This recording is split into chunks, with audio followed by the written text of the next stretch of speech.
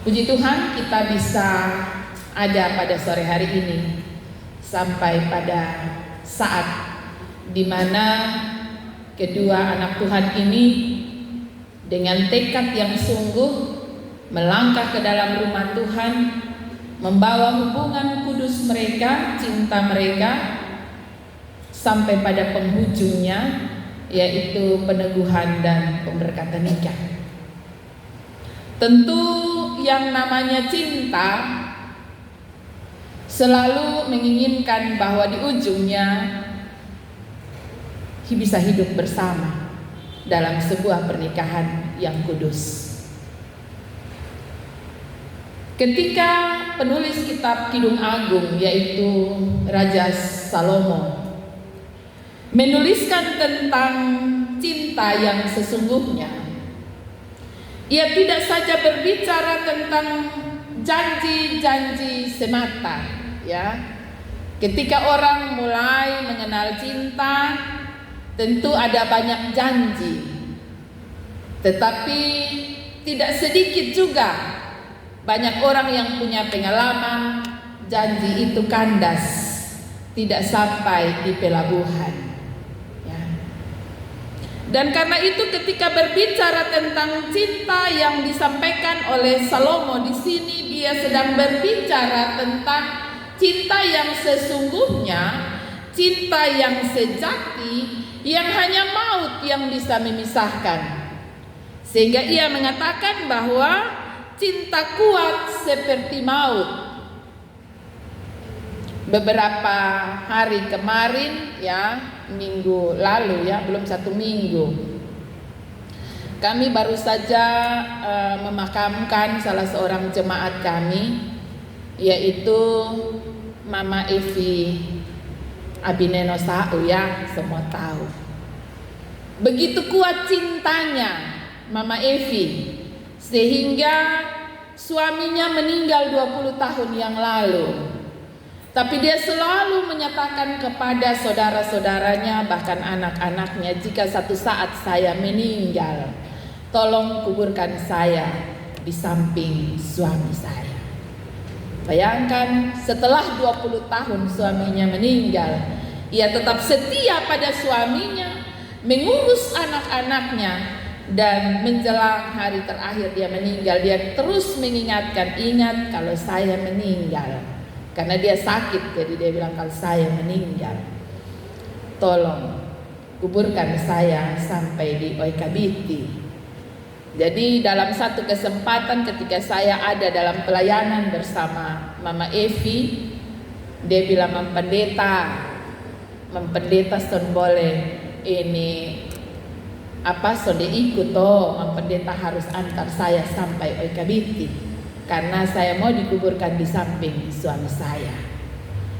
Sedikit cerita ini yang saya mau katakan bahwa ternyata cinta bukan saja kuat seperti maut, tetapi bahkan maut pun tidak dapat membatalkan sebuah cinta yang sesungguhnya, ya. Bahkan maut sekalipun tidak dapat membatalkan seseorang yang begitu saling mencintai. Karena itu saudara-saudaraku yang kekasih, dalam momen yang baik ini, bagi kakak Raymond dan kakak Angel, firman Tuhan mengatakan kepada kita dan menceritakan tentang sebuah kesaksian yang disampaikan oleh Salomo dalam Kidung Agung ini. Bagaimana cinta itu bisa tetap kuat? Dia bilang, taruhlah aku seperti meterai pada hatimu, seperti meterai pada lenganmu. Pada hati ini son ada yang dapat tahu, son ada yang dapat lihat. Kalau meterai itu taruh di hati, ya. Hati kan di dalam, orang son tahu. Nah, yang tahu siapa? Ya, papa mama sekalipun son mungkin tahu karena dia ada di dalam hati. Yang tahu siapa? Yang tahu adalah pasangan. Dia paling tahu apa yang ada di dalam hati pasangannya, ya. Karena itu Amsal mengatakan, Salomo mengatakan bahwa taruhlah aku pada meterai seperti meterai pada hatimu, sehingga apapun yang terpancar keluar dari hatimu, aku tahu bahwa itu datang dari cinta, ya, karena telah dimeteraikan di dalam hati. Yang kedua dia bilang, taruhlah aku seperti meterai pada lenganmu. Pada lengan berarti orang dapat lihat, ya, papa mama bisa lihat, keluarga bisa lihat, kawan di kantor bisa lihat, kenalan bisa lihat, di atas bemo orang bisa lihat, di pasar pun orang bisa lihat, karena ada di lengan. Apa maksudnya?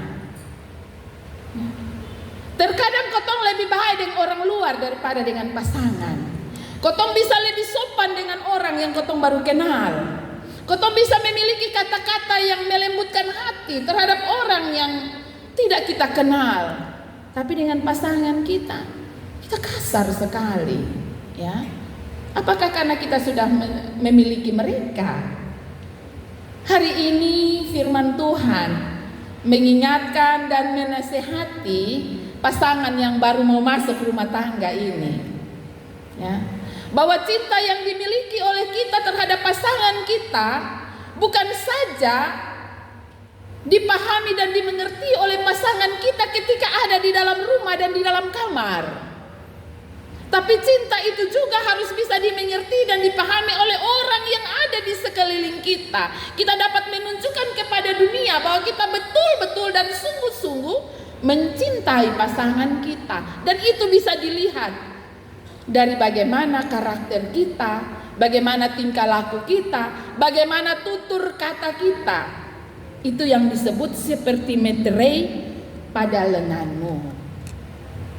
Sesuatu yang bisa ditampilkan. Hal yang berikut, cinta kuat seperti maut, kegairahannya gigih seperti dunia orang mati, ya. Dalam percakapan pastoral saya ingatkan Kakak Raymond dan Kakak Angel melalui firman Tuhan dari kitab Kejadian pasal 2. Bagian yang kita baca ayat 25. Di situ dikatakan mereka berdua telanjang, tapi mereka tidak malu. Alkitab tidak sedang berbicara tentang pornografi dan porno aksi di sini. Tapi Alkitab mau bilang, firman Tuhan mau bilang kepada kita pasangan suami istri, bahwa tidak ada yang kita sembunyikan dari pasangan kita, apapun itu. Semuanya terbuka, sehingga kita bisa saling menerima kelemahan dan kekurangan yang ada pada pasangan kita. Dan ketika kita mampu menerima kelemahan dan kelebihan yang ada pada masing-masing pasangan kita, maka disitulah cinta itu teruji. Disitulah cinta itu teruji. Sehingga baik maut sekalipun, baik lembah kekelaman sekalipun, tidak akan dapat memadamkan cinta itu. Ayat yang ke-7 selanjutnya dia katakan nyalanya adalah nyala api seperti nyala api Tuhan. Kenapa dia menggunakan kata nyala api? Karena terkadang waktu pacaran itu panasnya luar biasa. Tapi setelah memasuki rumah tangga dia mulai dingin pelan-pelan. Mulai dari suam-suam kuku, kemudian turun bahkan sangat dingin. Tidur satu tempat tidur, itu satu balik di tembok, satu balik di pintu. Son mau basonto, karena sudah dingin. Ya. Karena itu Salomo mengingatkan bahwa ia seperti nyala api, dan bukan nyala api biasa, nyala api Tuhan. Ketika berbicara tentang nyala api Tuhan, kita ingat tentang tiang api yang Tuhan pakai untuk menuntun umat Israel selama 40 tahun perjalanan mereka di padang gurun. Tiang api itu ada di malam hari yang begitu dingin untuk menghangatkan umat Israel, sehingga mereka tidak saja melihat terang, tapi mereka juga dihangatkan oleh nyala api Tuhan, oleh tiang api tersebut. Demikian juga kehidupan pernikahan dalam sebuah rumah tangga.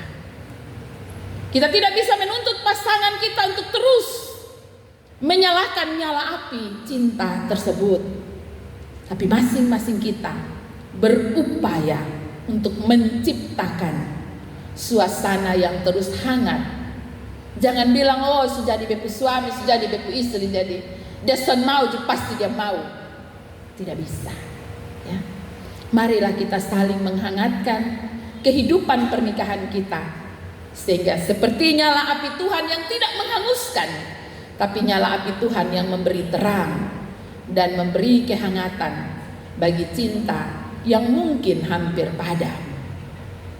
Saudara-saudaraku yang kekasih, ayat yang ke-7, air yang banyak tak dapat memadamkan cinta, sungai-sungai tak dapat menghanyutkannya.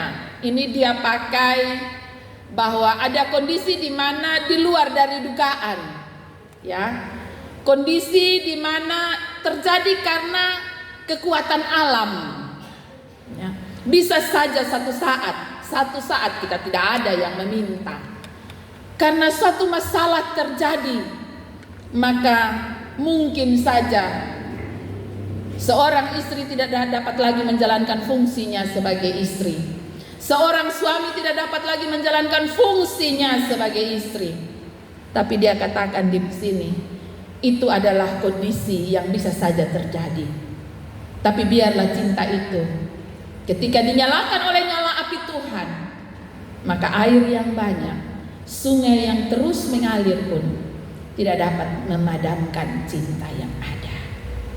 Ayat yang ke-7 bagian akhir, dia berbicara tentang keadaan yang ada pada diri kita. Sekalipun orang memberi segala harta bendanya dan untuk menukarnya dengan cinta, tapi tidak dapat menggantikannya. Karena apa? Karena keputusan kehidupan pernikahan mestinya diambil dalam sebuah keputusan dan sebuah komitmen yang sungguh dari sepasang laki-laki dan perempuan dewasa yang tahu arti dari komitmen keputusan tersebut. Setelah mengambil keputusan dan komitmen tersebut, dia harus siap untuk menghadapi segala konsekuensinya. Karena itu, tetaplah setia pada pasanganmu, peganglah janji Tuhan, dan biarlah nyala api Tuhan terus mewarnai kehidupan rumah tangga Kakak Raymond dan Kakak Angel. Berjalanlah bersama Tuhan, jangan pernah takut, karena Tuhanlah yang meneguhkanmu. Tuhan juga yang akan memberkati dan menyertai perjalanan rumah tangga setiap orang yang percaya. Tuhan Yesus memberkati firman-Nya, menolong saya, menolong kita sekalian. Amin.